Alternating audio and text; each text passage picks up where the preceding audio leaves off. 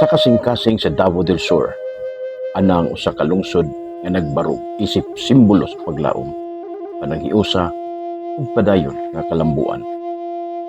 Kini ang lungsod sa Magsaysay.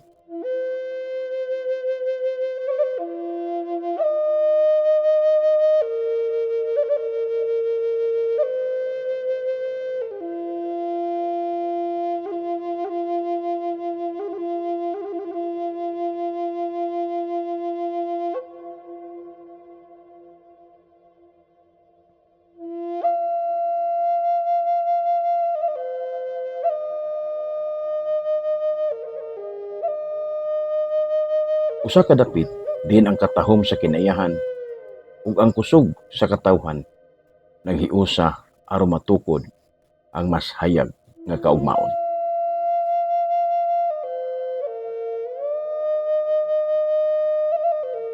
Ang Magsaysay nailhan sa iyahang mabungahong yuta ug kugihan nga mga magkuma nga mo'y haligi sa lokal nga ekonomiya.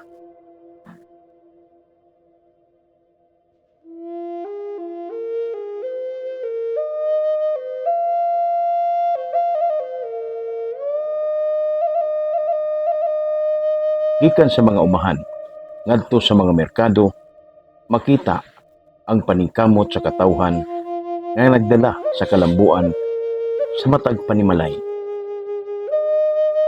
Matag proyekto sa infrastruktura, nag-abli og bag-ong oportunidad, mga kalsada, nga nagdugtong sa mga barangay, mga farm-to-market roads, nga nagpasayon sa pagdala sa ilang mga produkto, ug mga pasilidad nga naghatag og mas epesyenteng serbisyo sa katawhan.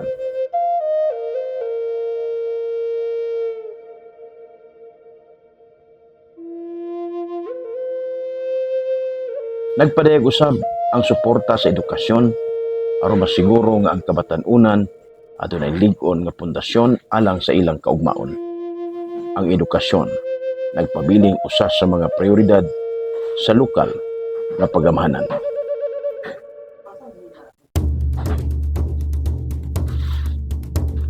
Sa sektor sa panglawas, gipadayon ang mga programa ug serbisyo nga nagtumong sa kaayuhan sa matag pamilya. Kay alang sa Magsaysay, ang usa ka himsog nga komunidad mo'y pundasyon sa malungtarong kalambuan.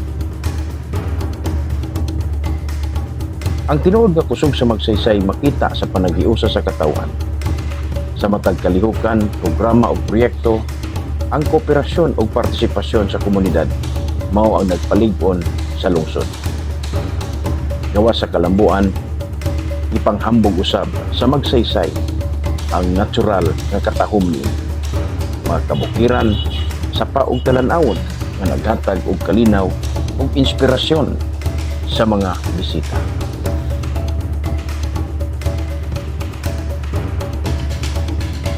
Usa ka dapit nga angay tukion, bisitahon ug higugmaon. Uban sa lig-on nga mga liderato, matinud-anong serbisyo publiko ug aktibong partisipasyon sa katawhan. Nagpadayon ang pag-abante, nagpadayon ang pag-uswag sa lungsod padulong sa mas malumbuon nga umaabot.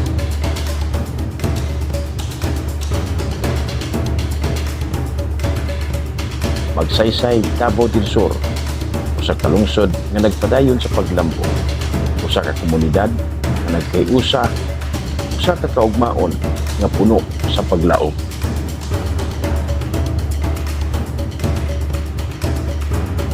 Magsaysay, kalambuan, nagipalihok sa panaghiusa.